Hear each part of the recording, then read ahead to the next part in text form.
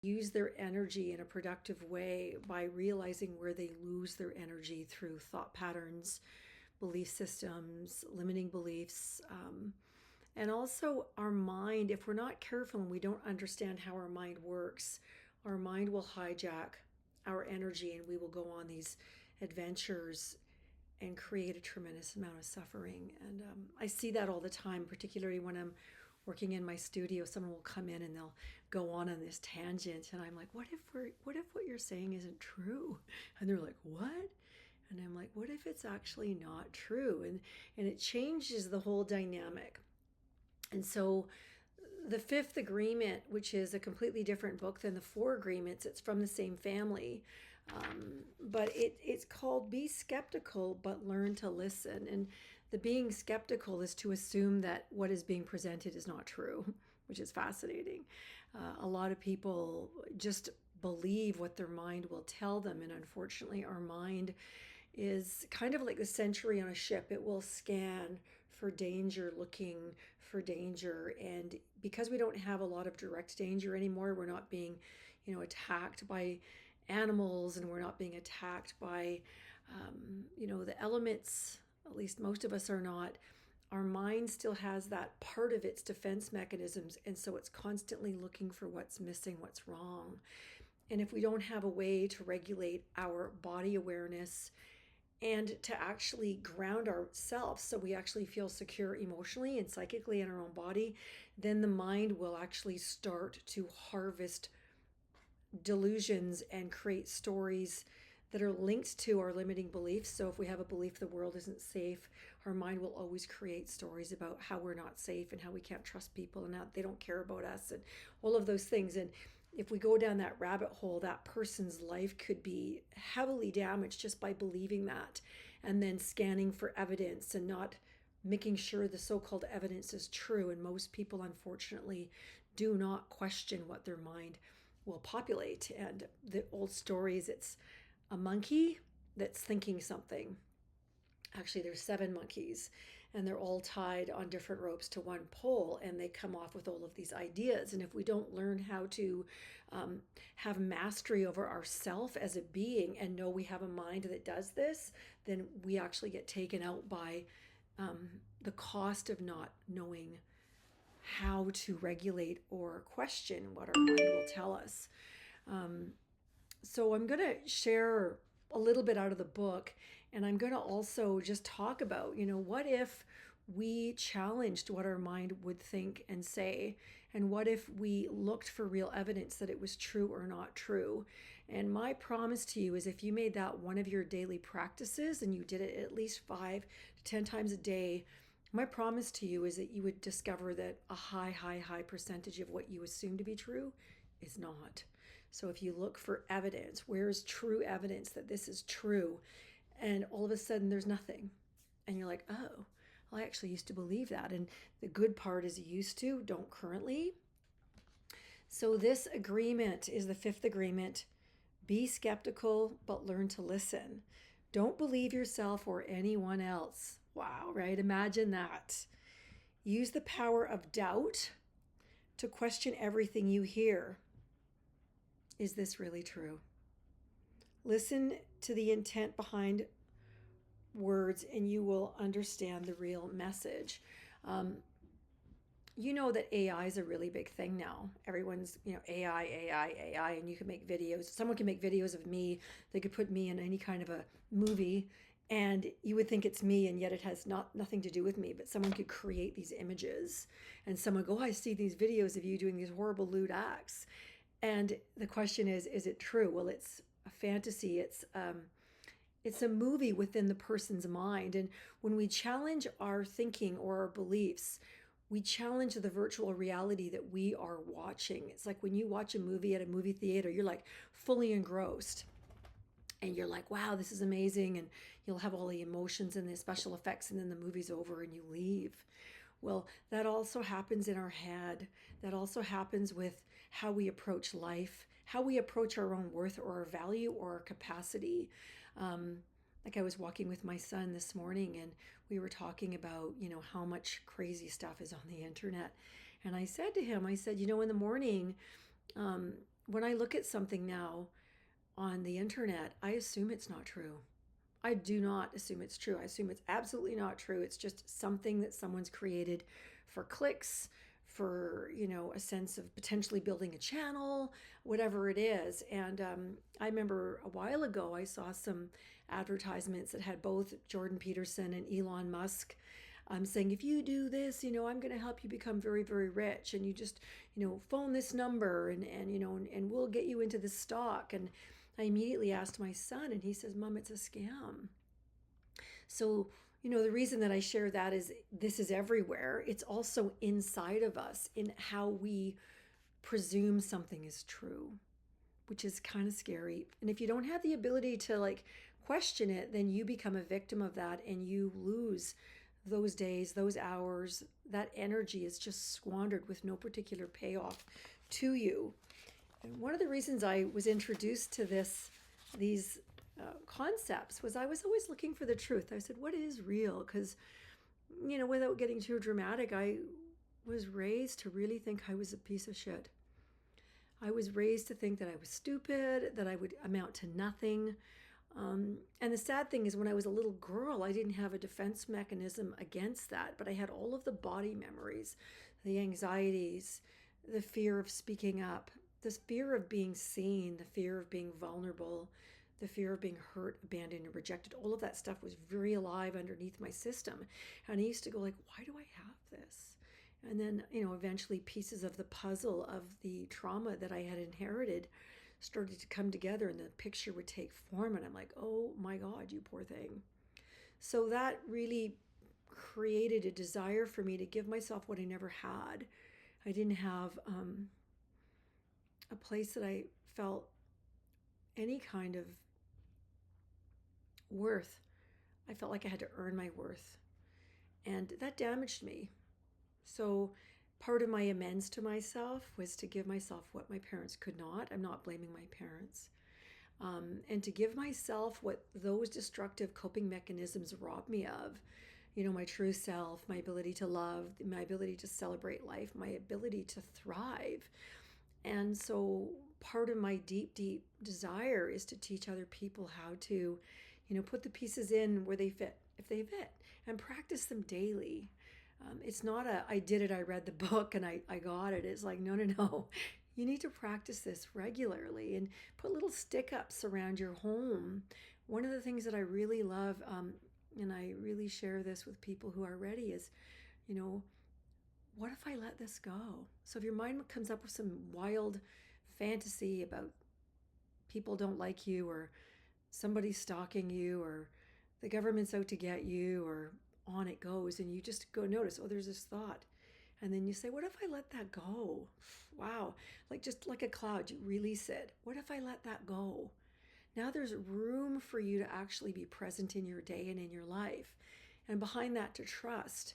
Now, if we don't feel safe, we can't heal. We can't actually be ourselves. We're still kind of in this tension, this fighting energy.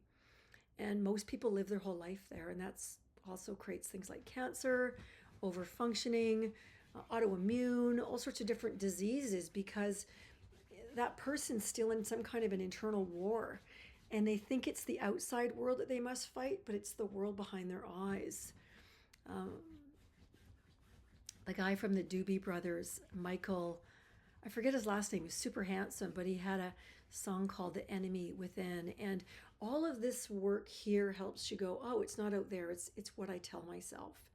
It's what I tell myself. And if you can put yourself as the cause to your suffering, you can get out of jail. If you keep making it about somebody else and if they change, blah, blah, blah, you are screwed. Your life is basically lost. And you get to be what we call as a professional victim. And we all have to go there and feel that pain and eat from that trough. But then there's a point that we go, is this necessary? Is this good for me? Is this true? I'm going to read a tiny bit. I'm going to share a little bit. And you might pick up the books. This is the Fifth Agreement book right here. The Fifth Agreement. The Fifth Agreement is be skeptical, but learn to listen. So, pay attention, listen. What is going on between your ears or in your heart? Be skeptical, because most of what you hear isn't true. Isn't that wild?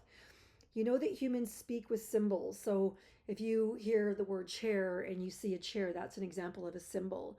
You know that humans speak with symbols and that symbols aren't true. And that's just his way of communicating it. Some of it's kind of hard to get because he uses that language because he is Spanish. Symbols are only the truth because we agree, not because they are really true. But the second half of the agreement is learn to listen. And the reason is simple. When you learn to listen, you understand the meaning of symbols. So if I say horse and you see a certain color horse and I see a different horse, we have a different image for the word horse. It's a symbol, but it's an animal that people are using. You understand their story and the communication improves a lot. Then perhaps instead of all the confusion among humans who inhabit the earth, there will be clarity. Once you realize that hardly anything you know through symbols is true, then be skeptical has a much bigger meaning. Be skeptical is masterful because it uses the power of doubt to discern the truth. So if you doubt something, it doesn't mean you're saying, oh, it's totally wrong or it's totally right, but now you're looking for evidence. Show me hard, true evidence, not just because you have a thought or you have a feeling or you have a hunch or you've been branded or wounded this way. Where is the evidence? And the minute you do that with yourself or you do that with other people, it will completely disintegrate their sandcastle that they have built in the sky that's like their personal movie. And we all live our own personal movie.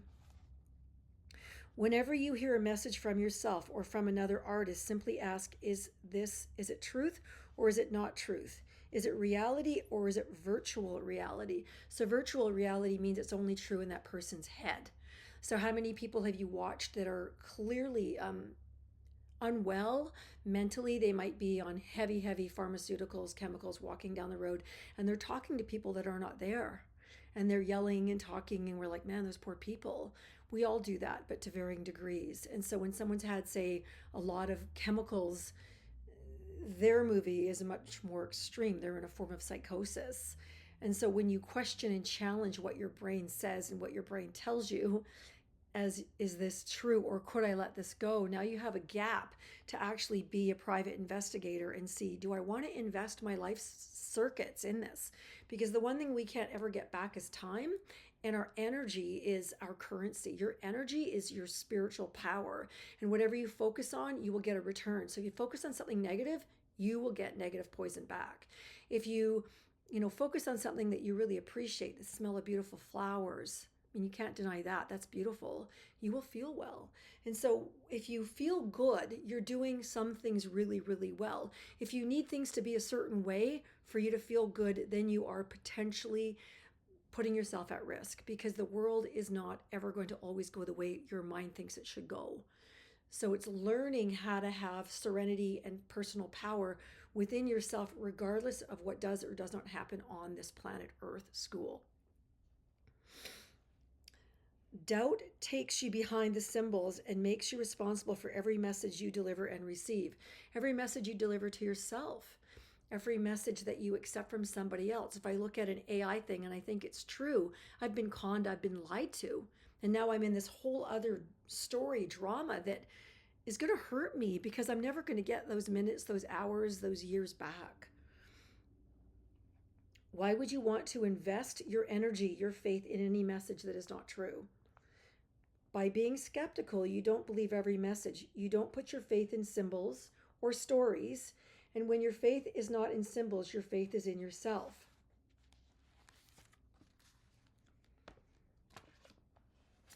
Part of the sadness around this is most people will not want to believe that, it's that simple. And I'm here to tell you, as somebody who's done a huge amount of personal development work, and I am a therapist. I do work with people reprogramming, their core wounds, their subconscious programming, so they can actually get their authentic self and work from that square. That a lot of what people believe is absolutely garbage. We have been programmed and brainwashed, usually from our upbringing, and then we constantly, if we don't have personal power, we look for our validation and our acceptance through other people. it happens to all of us. Women, we often want to be loved, so we'll do whatever we can to be loved, to be pretty. And men, they might get into heavy duty steroids or whatever to try to look more masculine. So they, are the alpha male and they're more likely to get more women. But none of that stuff is really necessary. That's just fear running the story, the show.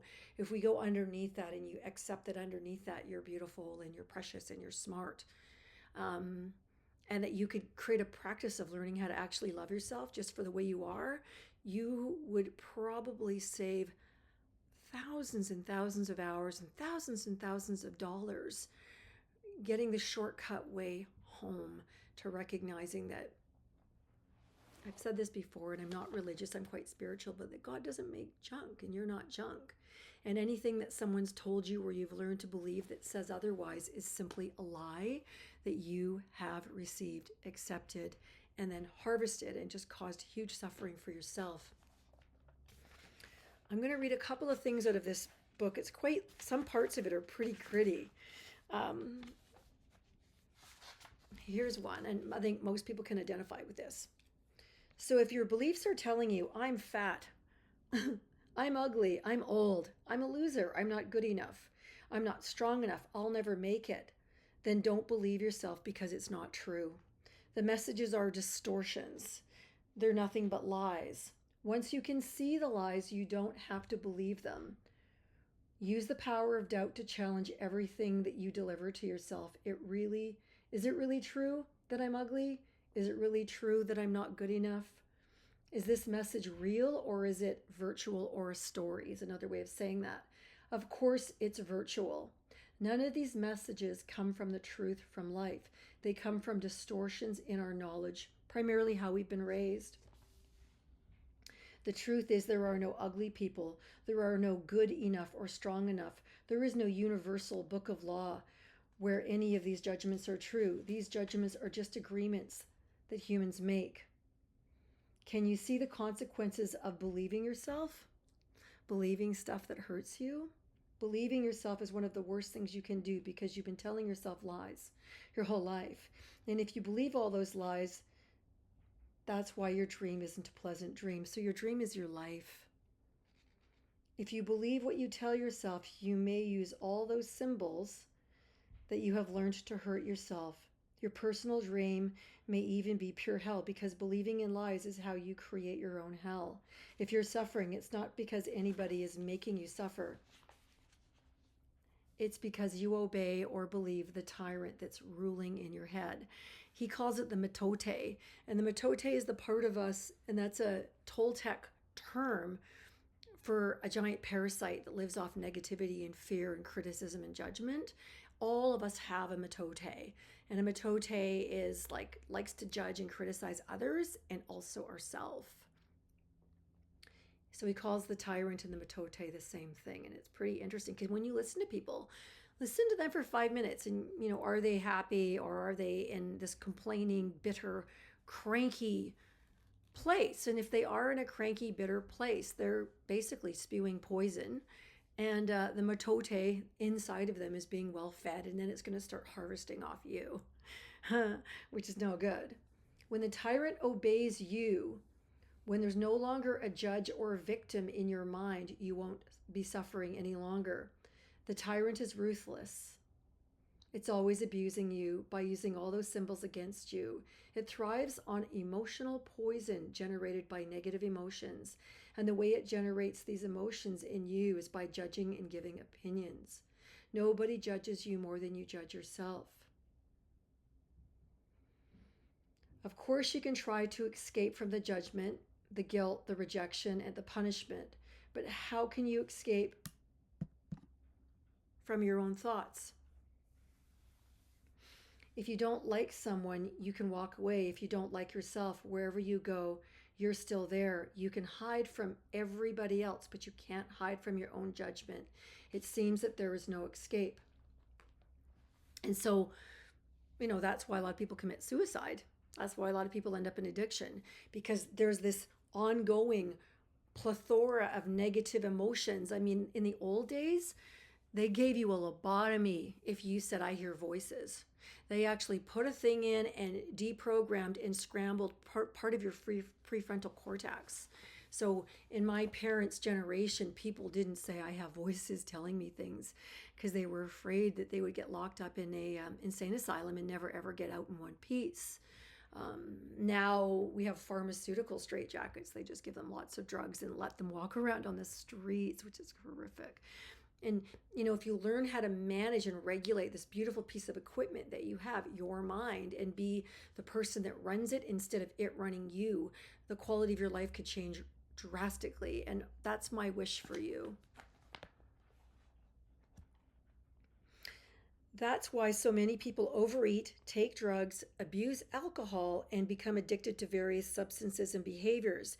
They try to do whatever they can to avoid their own story, to avoid their own creation that's distorting all of those symbols in their head. Some people are suffering from so much emotional pain that they decide to take their own lives. That's what lies can do to any of us. The voice of knowledge can be so distorted and create so much self-hate that it kills the human. And all of this is just because we believe all those opinions that we've learned over so many years.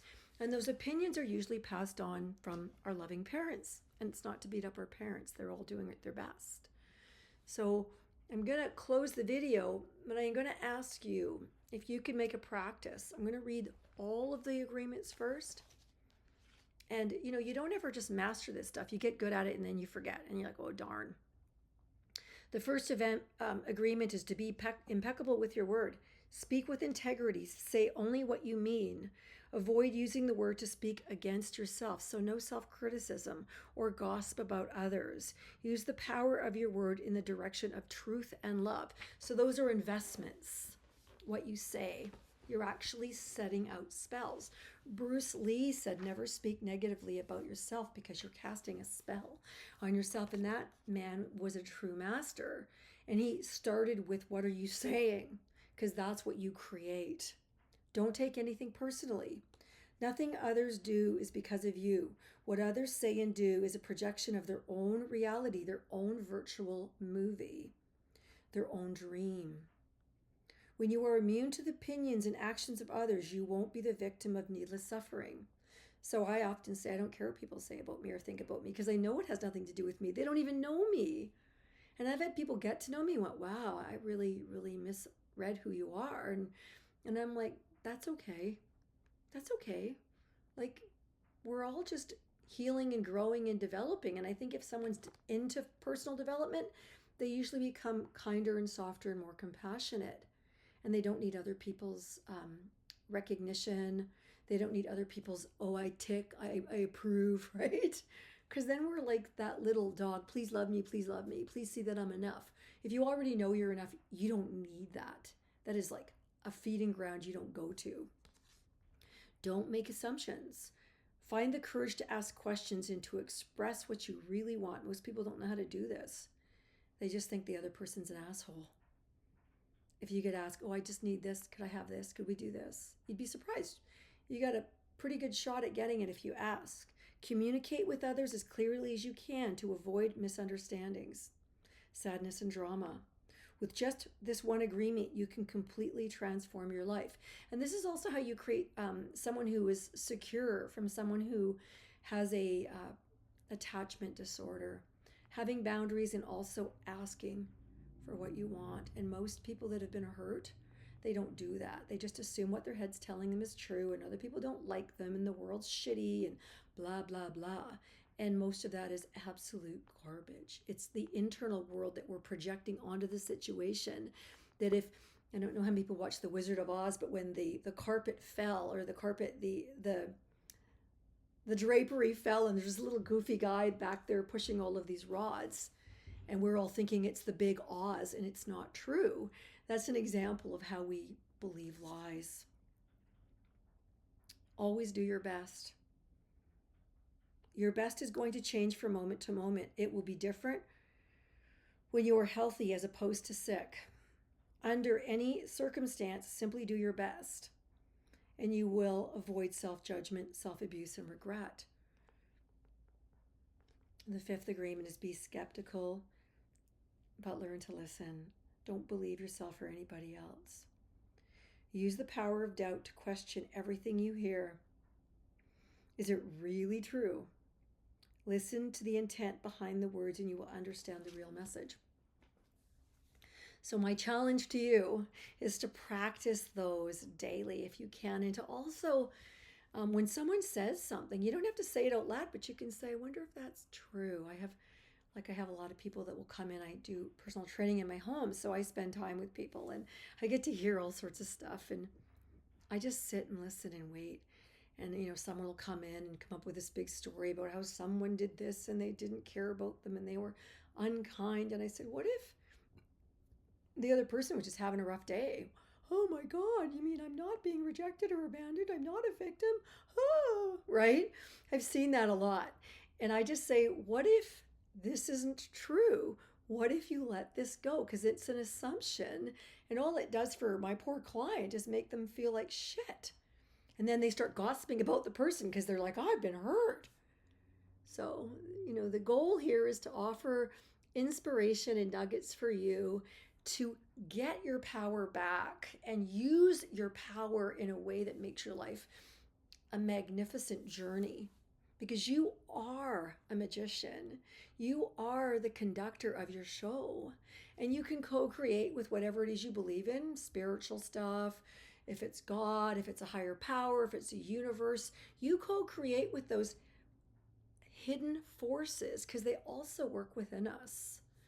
And we are powerful, but if we don't use it, then it gets used against us, right? Think about that. So I'm going to thank you for watching the video. I know this is a long one. Forgive me for that. I'm at my son's house and I'm just hiding in the extra bedroom. And if you like this, please feel invited to leave a comment, share, subscribe, all of those things. If you have a specific question and you send that to me, I might be happy to answer that in one of my other videos. I'm planning to do these regularly and to create a hub for people to really have personal power. And I teach you how to own your power. I'm not powerful. I've learned a lot, and now I'm offering support and